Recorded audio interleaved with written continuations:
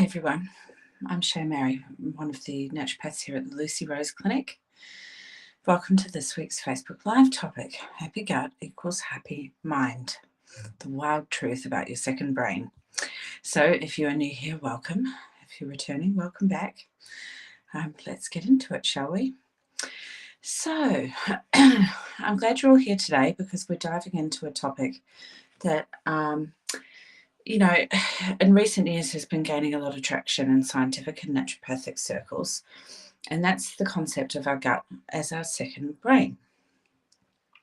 So if you've ever had a gut feeling, butterflies in your stomach, or found that stress messes with your digestion, you've already experienced this connection.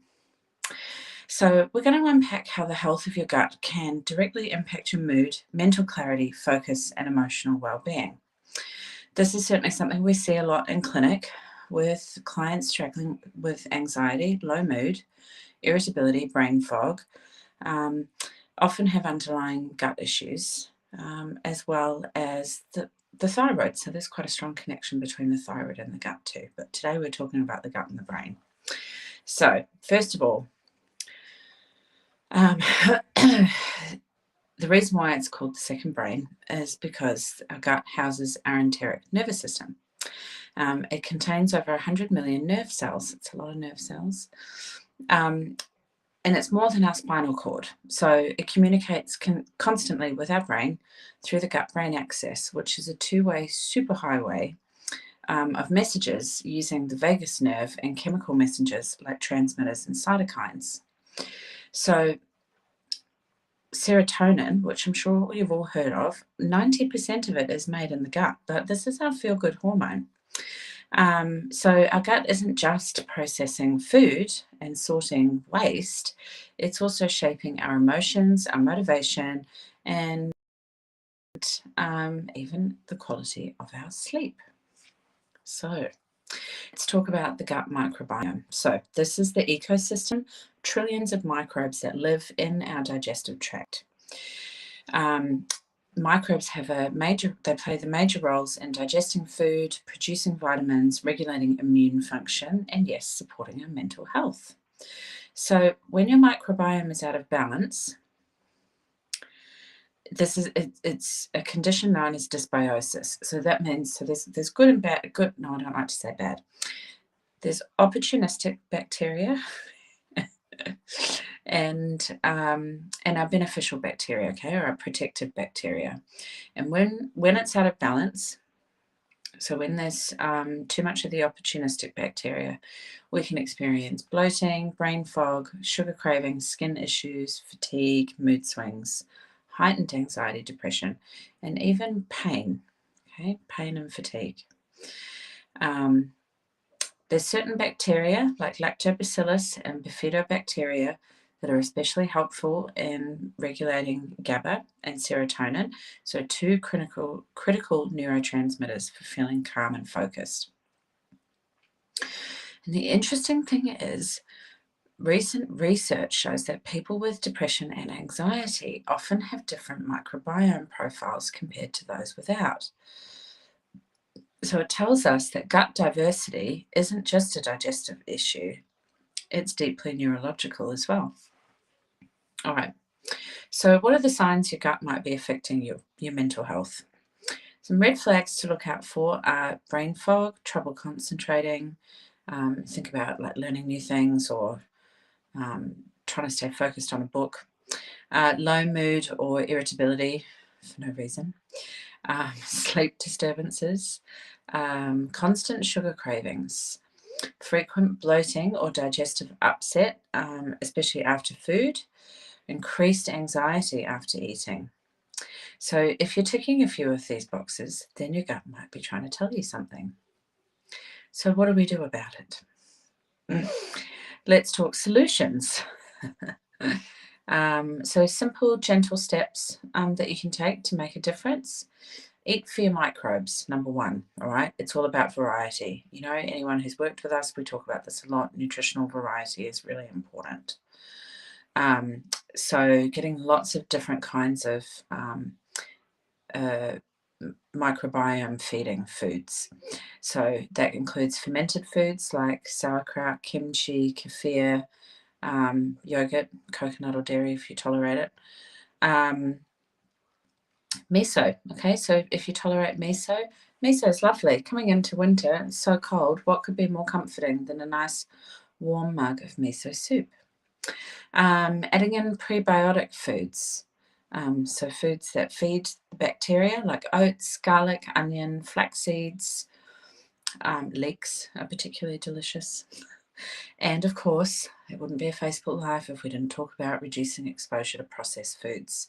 So processed sugars and ultra-processed packaged food, they feed the unhelpful bacteria or the opportunistic bacteria.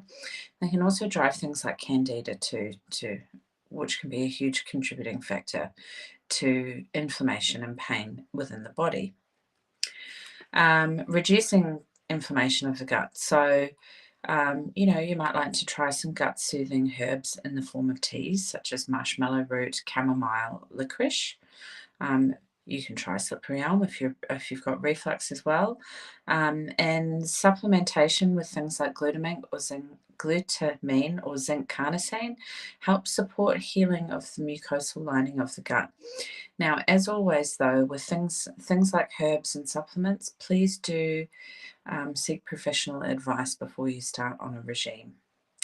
3, supporting the vagus nerve. So daily humming, gargling, or singing can help tone the vagus nerve. So there you are. How about joining a local choir? Or making sure that you spend a bit of time each day singing along to some of your favourite songs on the radio. I'm always a big fan of the car singing, windows up. It's just you, whatever you'd like to listen to that day. Deep belly breathing, yoga, gentle walking, all in nature will help activate the parasympathetic nervous system too. Okay, so that's the rest and digest mode. We spend a lot of time in front of electronic devices, a lot of the time standing on concrete, being in artificial light, and shallow breathing, right? We've talked about this a lot of weeks. We've mentioned this, right? The shallow breathing, the survival breathing that doesn't go below the chest. Focusing on allowing the body to relax is super important. So a nice walk in a park at lunchtime if you can manage it. Making sure you spend some time each day stretching, doing yoga, breathing, deep belly breathing can really be so super beneficial for your overall well-being. Using probiotics as well. So strain-specific probiotics. There's a lot of probiotics out there. Lactobacillus rhamnosus is one that's been proven to support mood regulation, and there's lots of stress-supporting herbs that your practitioner can recommend for you too. Things like withania or St. John's wort's always a favourite of mine. Help regulate mood, but again, do work with a practitioner there. It can be easy to overprescribe yourself, Hydration and fibre. So drinking plenty of water, making sure you're getting lots and lots and lots of fibre-rich food to keep everything moving, right? So supporting detoxification and mood stability, which is another way of saying, have you gone every day? And if you're not, then reach out to us for sure. For a great example is, we had a client recently. She was a busy mum, working late 30s, having issues around increased anxiety and energy crashes. And like a lot of people who come to us have had a family history of thyroid issues. She didn't really expect her gut to have anything to do with it. So there was a history of significant antibiotic use, there were sugar cravings, and lots of IBS symptoms. And, after it was about 6 to 8 weeks of diet shifts, herbal support, doing gentle breath work, her mood had improved. It was so much more stable. Her digestive system symptoms had calmed down a little bit, and she said she was starting to feel like herself again, and she had a clarity of thought back. That's a brilliant outcome for like a few short weeks. It can really be that simple. So what's the take-home message here? Well, if you're feeling a bit off, you don't feel like yourself, you're feeling low, don't overlook your gut. Your gut is more than a food processor. It's a hormone factory, an immune regulator, and a mood modulator. Healing your gut is foundational naturopathic work. Start with small, achievable steps: food, breath, rest, and seek guidance if you need support. So, if you would like to learn more or have your gut assessed from a naturopathic perspective, please don't hesitate to get in touch. If there is anything concerning you about your health that you'd like our support with, please do feel free to scan the QR code and book in for a complimentary consultation with a Lucy Rose